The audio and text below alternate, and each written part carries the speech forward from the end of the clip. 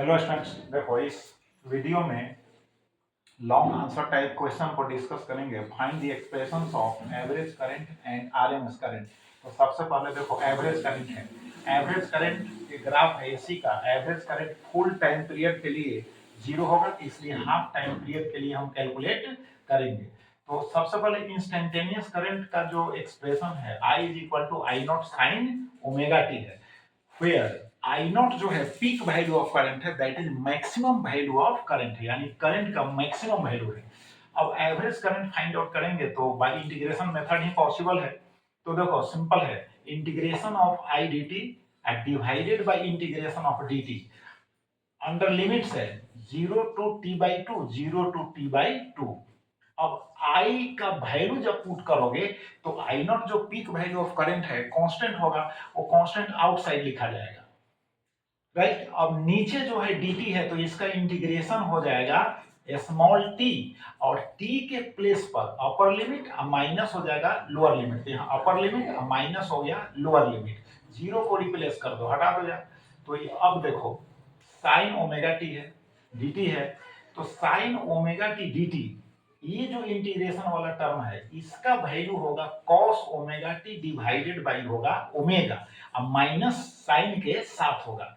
तो 1 by omega को फिर हम यहाँ पर मल्टीप्लाई कर देंगे तो यहाँ 2 I not by T omega हो जाएगा, और विद इन ब्रैकेट्स जो होगा माइनस कॉस ओमेगा टी होगा, फिर माइनस कॉस ओमेगा टी को है ना प्लस कॉस ओमेगा टी में कन्वर्ट करेंगे तो इस फॉर्म में लिखा जाएगा कॉस ओमेगा टी, यहाँ t by two as lower limit and 0 as upper limit होगा।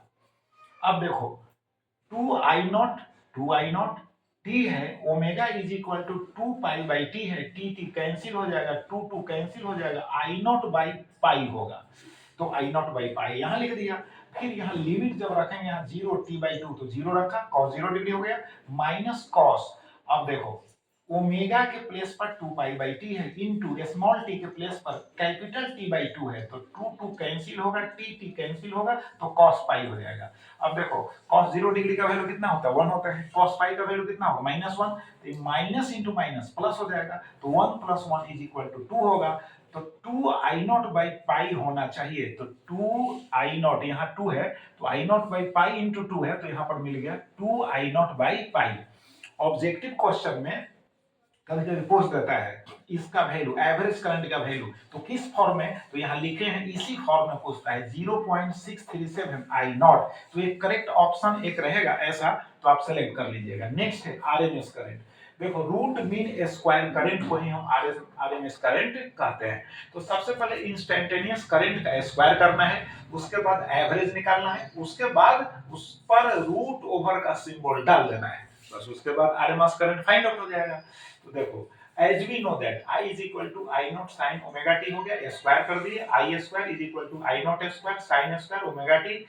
अब इज इक्वल टू कितना हो गया आई नॉट स्क्वायर। अब इसके फॉर्म को हम चेंज करेंगे ताकि इजीली इंटीग्रेशन हो सके। तो देखो sine square omega t is equal to 1 minus cos 2 omega t divided by 2 होगा। अब 1 बाय 2 को बाहर कर देंगे तो आई नॉट स्क्वायर बाई 2 हो गया into 1 minus cos 2 omega t. अब एवरेज निकालना है स्क्वायर का, स्क्वायर में जो करंट है उसका एवरेज निकालना है, तो बाय इंटीग्रेशन मेथड ही पॉसिबल है।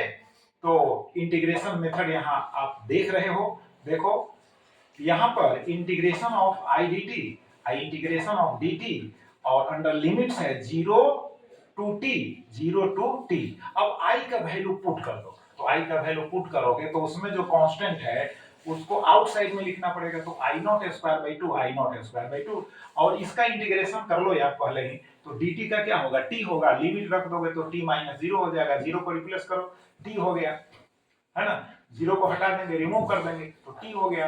अब t यहाँ मल्टीप्लाई हो जाएगा 2 में, तो यहाँ तो मल्टीप्लाई हो गया 2 में, बट यहाँ देखो dt का इंटीग्रेशन हो गया t, लिमिट्स रखना है तो t माइनस 0 हो गया, t माइनस 0 हो गया, इसका हो गया sine 2 omega t divided by 2 omega होगा, अंडर लिमिट्स है। तो चलिए अब ये तो t माइनस 0 हो गया, तो 0 को रिमूव कर देंगे, t हो गया माइनस 1 बाई 2 ओमेगा यहाँ रहेगा आउटसाइड में। अब यहाँ t के प्लेस पर t रखो, तो t रख दिया, ओमेगा के प्लेस पर 2 पाई बाई t रखो, तो टी कैंसिल हो जाएगा, 2 टू जा 4, साइन 4 पाई हो जाएगा।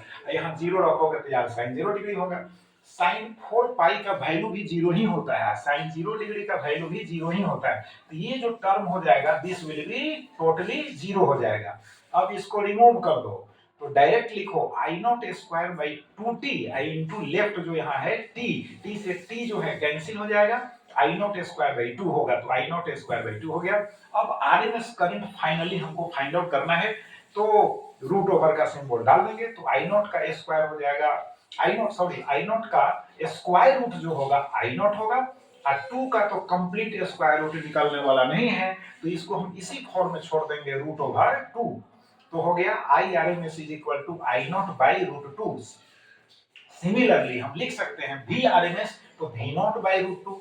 अब वेयर वी नॉट क्या होगा, पीक वैल्यू ऑफ वोल्टेज होगा। यहाँ आप ई आर एम एस लिखोगे तो ई नॉट लिखना पड़ेगा, बाई रूट 2 लिखना पड़ेगा।